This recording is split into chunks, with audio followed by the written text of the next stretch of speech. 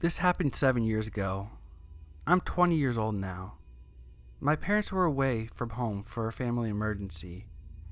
I'm the only child, and whenever my parents left and I stayed home alone, I usually didn't get scared. This was the third night by myself. I was playing video games and eating junk food, and then I hear a knock on the door. I was wondering who it could be knocking on someone's door at a later time like this. I could see a man peeping through the small glass windows surrounding the door. I could hear him yelling. He was saying, "I'm really hurt, please let me come in."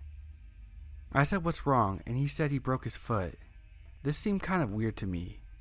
I asked him how he broke his foot, and he told me he was walking around the neighborhood and tripped over his foot and landed in an odd way. He was begging me and screaming, telling me that if he got really hurt, he's going to sue me for not helping him. I said I would call him an ambulance and for him to wait outside. After I said that, he said, "If you don't let me in, I'll slit your throat and cut your body in half." As soon as he said that, I grabbed my dad's shotgun that he keeps on the highest shelf of the kitchen, and I grabbed the phone to call the police. I told the man that the police are on his way. He then told me that they won't make it in time. He was trying to bust open my dining room window. By the way he was hitting it, it looked like it was about to break. I quickly ran upstairs into my room and decided to hide under my bed. I called the cops, and the operator told me that they would be there in a couple minutes. As soon as the operator said that, I heard the window break. He must have found a large rock in my front yard. I could hear him checking all the rooms downstairs. Then, I heard him coming up the stairs. He checked my parents' bedroom and then the closet. Then I heard him trying to open my door. I grabbed the shotgun tightly in my hand and waited for him to break down my door. He was now kicking it as hard as he could. It just took a couple of hits for him to knock it down. I could see his feet as he tried to open the closet door in my room, which I locked purposely to confuse him. I heard him say, "I know you're in there." I was wondering if I should shoot his leg or try to sneak past him and run out. I wouldn't be able to sneak out without making some noise. At that moment, I had forgot that I was under my bed and went up and hit my head, making a very loud noise. The man quickly turned around. He said, "Oh, trying to be a smartass, huh?" Then I heard sirens as soon as he said that. Oh shit, you got lucky this time, but you won't the next. He tried to run quickly out of my room, but I grabbed his foot, making him fall hard to the ground. I was holding it with all my might as I heard the police rushing upstairs, and they got a hold of the man. I came out with a shotgun, and the police were pointing their guns at me now. I quickly explained everything, and the police understood. Apparently, they found the man's van parked in front of my house. He had many sharp knives, duct tape, a camera, and a rope. I couldn't have imagined what he would have done to me if I hadn't locked that closet door. The police called my parents and told them what happened. They came home 3 days earlier, and my mom hugged me very tightly, and so did my dad. My mom told me that they had sentenced the man to 15 years without a chance of getting parole. We moved from the house a month later, and I've had a lot of nightmares about it. It took me a long time to get back to normal. I never stayed a night alone until I moved out of my parents' house, and I have 3 guns in my house just to be extra safe if anything like this ever happens again.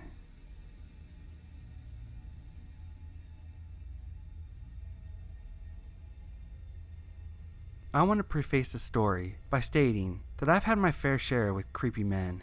This situation, however, scared the life out of me. It's the first time I genuinely felt like my life was in danger.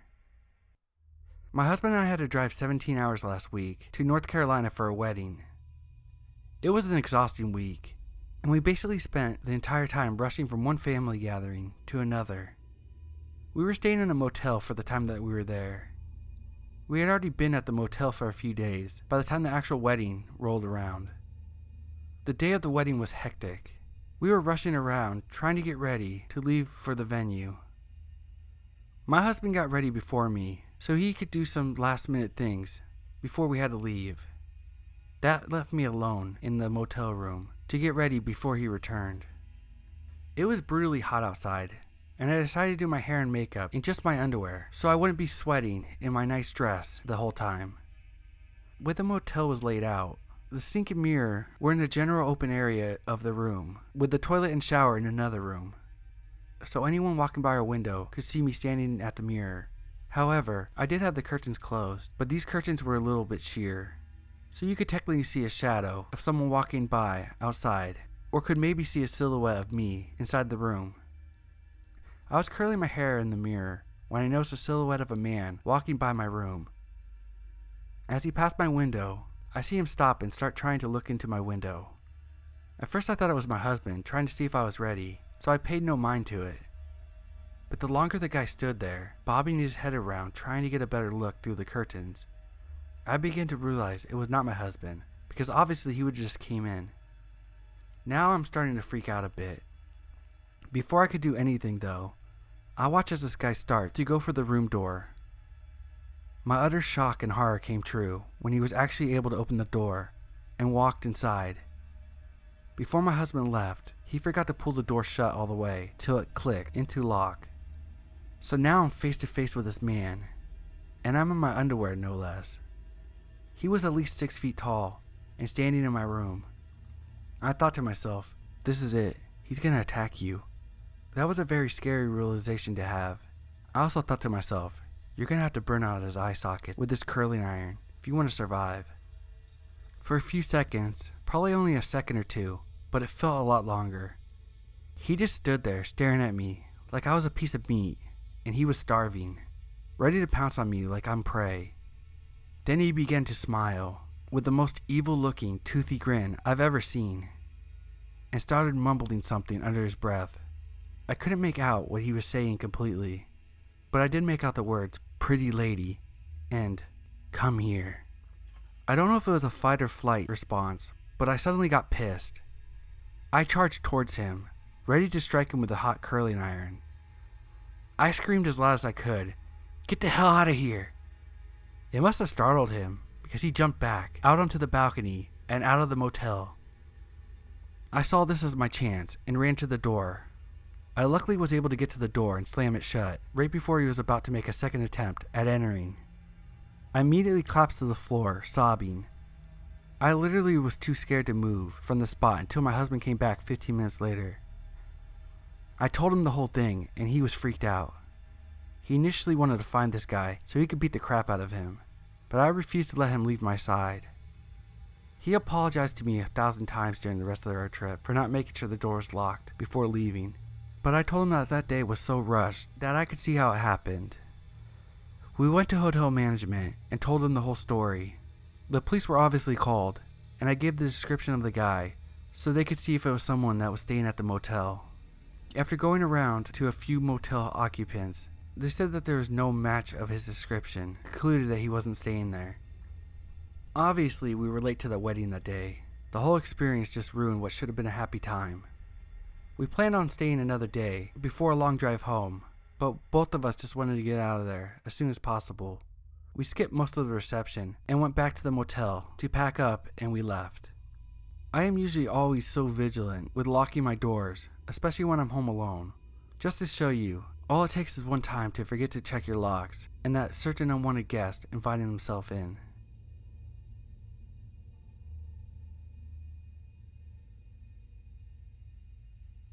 I live in a fairly rural town in northeast of England.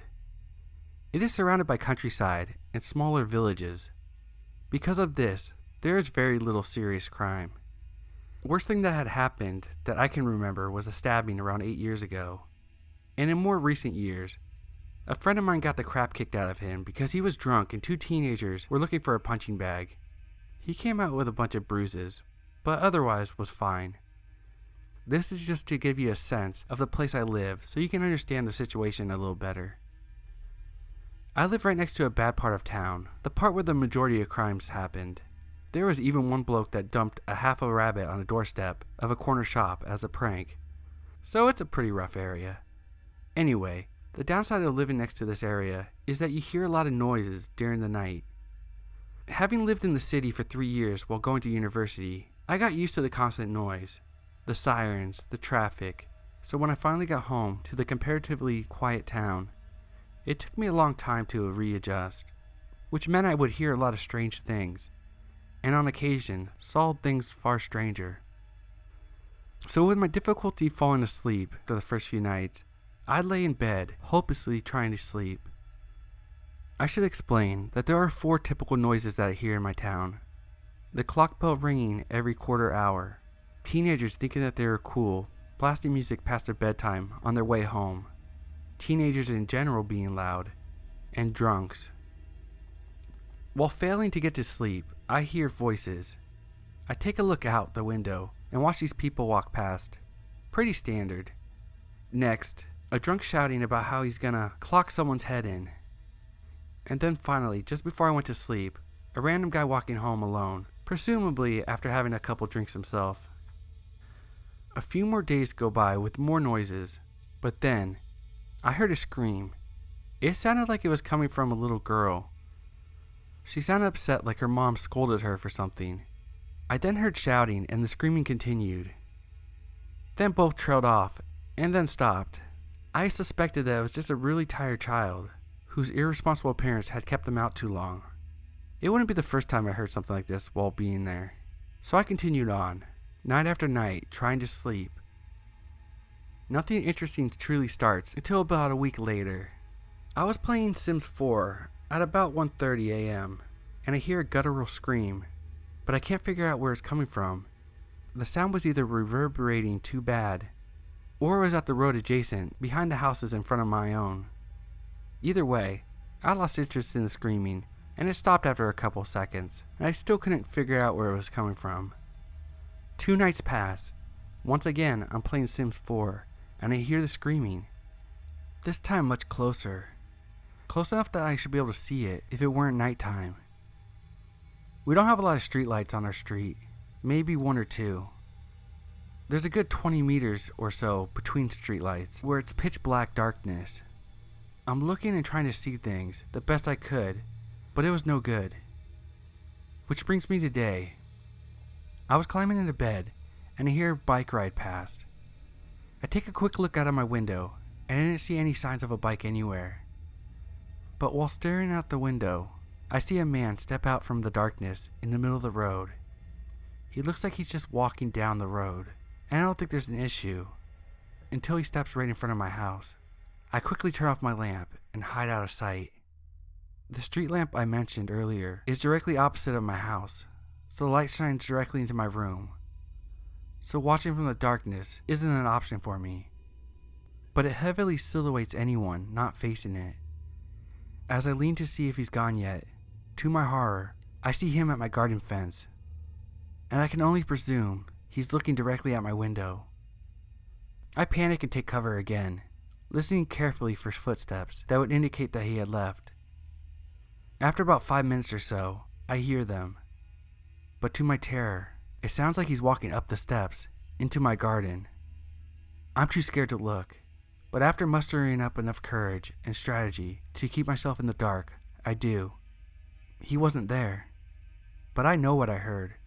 3 footsteps towards the entrance of my garden, 4 steps up the stairs, and finally 3 steps to the left onto the gravel, and yet he was gone. No sounds of gravel or footsteps. I waited a couple more minutes, but I haven't heard any noises from within my house. We have a 1-year-old, very excitable dog named Dana that would bark the roof off of the place if he came through the back. And I would hear him coming through the front because I'm directly over the 2 entrances, and I would hear him breaking the window or door. So I'm sure that he's gone, but I can't help but feel he may pay my house more visits.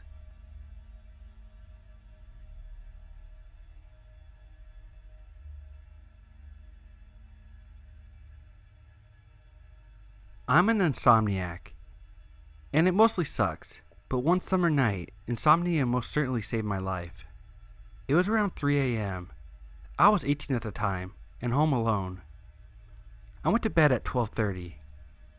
So not only was I pissed that I couldn't sleep, but I was also getting bored. So I thought I would just get up and watch a movie or something, and hoped that I would feel tired soon enough, or at least entertain myself for a bit, and time would go faster. When I got out of my bed, I heard a noise coming from my bedroom window. It sounded like something scraping against the metal frame. I went to go pull up the blind to see if there was something there, and just before I could, I heard a click coming from the window. I knew that sound. It was the sound that my window made when I unlocked it. I felt my heart skip a beat, and I couldn't describe how much fear I was in at that moment. I knew that it wasn't something, but someone at my window. While I was frozen in fear, I heard my window slowly and gently slide open. I felt a mix of fear and rage. Someone was breaking into my house, into my room. I had a sword collection on my wall, and I took the sharpest one and made the blade pass through one of the slides of the blinds where someone would have been in order to open the window. I felt that I hit something with my blade, and I heard a short scream of pain. I took a step back and was going to hit again when I heard footsteps running away towards the street. My sword still in hand, I pull up the blinds, and there was no one there now. I closed my window and blocked it off so it couldn't be opened again. With the adrenaline still rushing, I took my phone and called the police, while keeping one eye on my window and another on the tip of my sword, where I could see blood. The police arrived soon after, and nothing else happened since. The intruder was never found.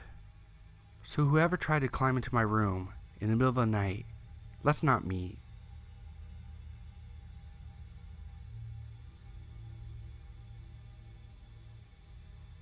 One evening, when I was a junior in high school, my mom and dad went out, leaving me home alone. I had a lot of homework to do, so I spent the whole evening sitting at my desk in my bedroom. My parents left the house around 6 p.m. While I was doing homework, I put my headphones on and listened to loud music. There was a storm that night, and my desk was facing the window, so I could see the rain and the lightning outside. My parents came home around 11 p.m. When I saw their car drive up, I took off my headphones. As soon as my mom opened the front door and came inside, I heard her shout my name. "What on earth happened here?" she demanded in an angry voice. Confused, I ran downstairs. My mom was standing in the hallway with a furious look on her face. She pointed at the floor and yelled, "Was this you?"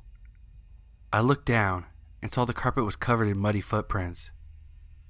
I have no idea how those got there. I spent the whole night at my desk doing my homework. I watched as her face changed from anger to confusion, and then to fear. We both realized at the same time someone must have been in the house. We followed the trail of footprints, trying to make sense of the whole situation. They started at the back door, which we usually leave unlocked. Then we noticed something else. The footprints started at the back door, but there is no trail of the footprints going back through that door. All of a sudden, we hear a loud, pounding noise that echoed throughout the house, then the sound of the front door being wrenched open and slamming shut. We all ran into the garage and locked the door behind us. My mom took out her cell phone and called the police. "Please come quickly. There's someone in our house." After what seemed like hours, a patrol car arrived with 2 police officers, a male and a female. One of the officers stayed with us in the garage, while his partner went through the house, searching it room by room. When she came back, the female officer told us that there was no one in the house and it was safe to go back in. As we were all breathing a sigh of relief, she asked, "Whose bedroom is upstairs on the left?" My parents looked at me. "It's mine," I told the officer. She asked me to follow her. As we walked through the house, we could see the trail of the muddy footprints leading from the back door, through the living room, through the hallway and up the stairs, into my parents' bedroom, and towards my room. They stopped at my doorway. The female officer pointed at the door, which had been open the whole night. Scrawled on it in blue marker was the following: 8:47, I see you. 8:53, you forgot to lock your back door. 8:59, you seem focused. 9:27, turn around. 9:47, look at me. 10:15, look at me. 10:37, look at me. 10:49, look at me. For more than 2 hours, someone had been standing in my doorway, watching me. To this day, I still shudder to think of what would have happened if I would have turned around.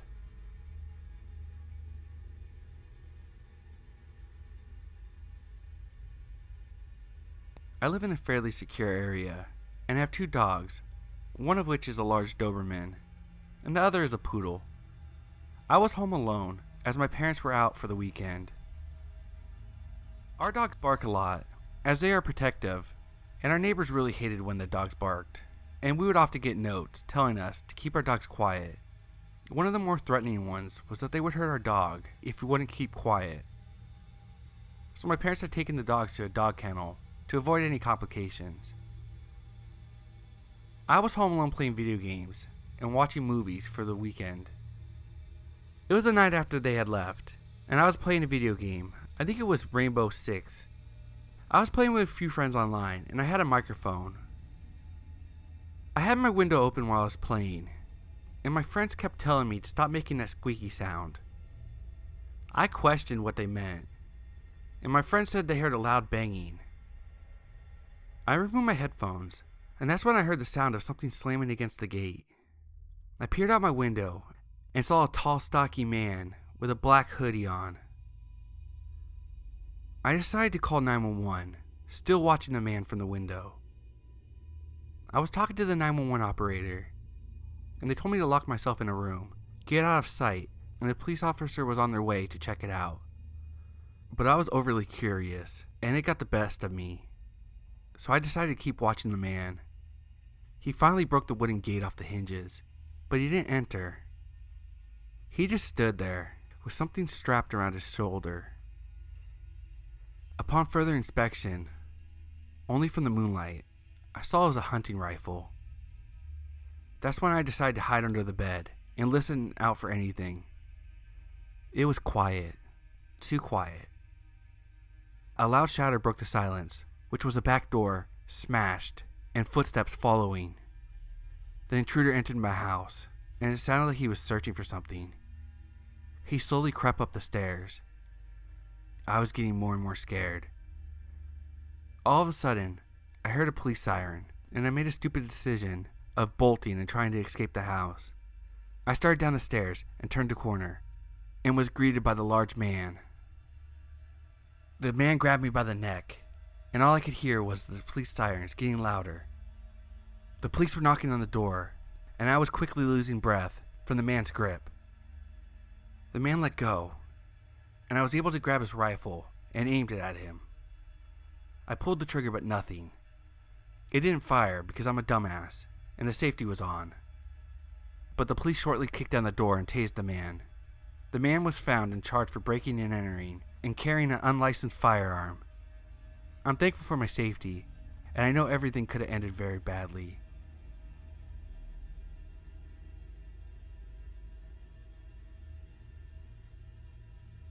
I found myself at home one weekend night. My parents went out of town, and I was returning from a canceled sleepover at my friend's house. The lights were on when I got to the door, and I remember getting a phone call from that same friend shortly thereafter, which would end up being the last normal event of that night. My brother was playing video games in the next room, and I could hear him tapping furiously at the video game while I spoke on the cordless phone. I walked around in the living room and ended the phone call in the kitchen when I remember hearing some sort of high-pitched squeal that came from the house somewhere. I couldn't place where it came from, as it sounded the same in every room I went to investigate. It ended about a minute after it started, and was interrupted by the phone ringing. But the phone wasn't in the kitchen where I left it. It was in the bathroom on the counter, in front of the sink. I answered the phone and there was no one there, so I hung up. It was at that point I heard a dragging sound. Like a large heavy object was being dragged in the attic crawl space above me. I followed the sound as it slowly navigated from room to room, and ended up in my parents' bedroom, who at the time still had a waterbed. After the sound made it to the far wall, it stopped, and the phone rang again, and this time it was my friend on the other line. I told him what was going on, and he told me to be careful and call the police. After I got off the phone, I laid down on the waterbed. I then heard a knock on the door, and answered it quickly, but no one was there. It was at this point I called my brother from his room to check something out. I stormed into his room, and there's nobody there. His bed was made and his room spotless. Neither the console nor the TV was on, and the controller was wrapped and unplugged. There's no way he could have hid and cleaned his room in those few seconds it took me to make it to his door of his room. I had been alone the entire night, hearing for 20 minutes straight my brother playing his game that he was not present to be playing. The phone rang again, but again, it was not where I left it. This time it was resting on the kitchen counter, where I originally left it. So I walked through the entire house to answer it. It was my friend calling again, this time saying that the call was dropped for some reason, and he was trying to call me back. I explained to him what just happened, and I heard another knock on the door. Since I was standing right next to it, I peeked through the window within 2 seconds of the knocks, and there was nobody there. At this point I opened the door and stepped out to the porch to make sure I didn't see anyone running away, as I had a large wide open yard, and there's nothing to hide behind. I walked into the front yard and looked around, but couldn't find anything. I found myself engaged in several more minutes of talking to my friend before I got off the line. And it was at that moment where I realized that the place I had been staring at while I was talking were 2 very large black, reflective eyes looking back at me. The figure was tall and lanky, and stood about 10 feet or so from me. The most notable feature he wore was an inhumanly large smile, and he was grinning with oily mechanical teeth from literally ear to ear. Despite me staring directly at him for more than 5 minutes, I pretended that I didn't notice him, and through willpower alone, made it back inside the house without running as fast as I could. Instead, I walked calmly. I remember feeling like if I ran, he would chase me, and somehow knew that he would have caught me easily.